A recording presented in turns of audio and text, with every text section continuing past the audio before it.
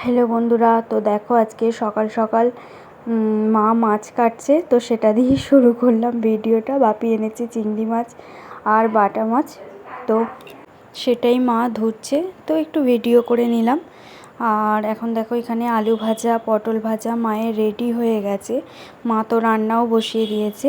আর এখানে দেখো চিংড়ি মাছ আলু পেঁয়াজ দিয়ে একটা তরকারি হচ্ছে। আর এই তরকারিটা কেন জানি না আমার তো খুব ভালো লাগে খেতে, চিংড়ি মাছের কোনো তরকারি। আর এখানে হচ্ছে বাটা মাছ ভাজা, তো হবে বাটা মাছের ঝাল সেই কারণেই।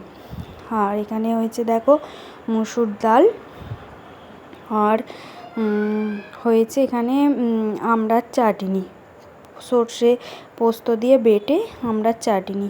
আর এখানে হয়েছে দেখো শাক সিদ্ধ করে রাখা আছে। তো চলো এখন তাড়াতাড়ি করে খেয়ে নিই।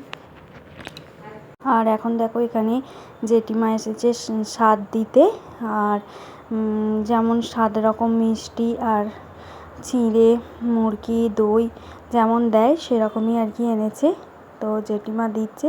তো সেই জন্যই মা সকাল সকাল আরও রান্না করে নিয়েছে। আর এটা তো এখন আমি একটু অল্প করে খাবো।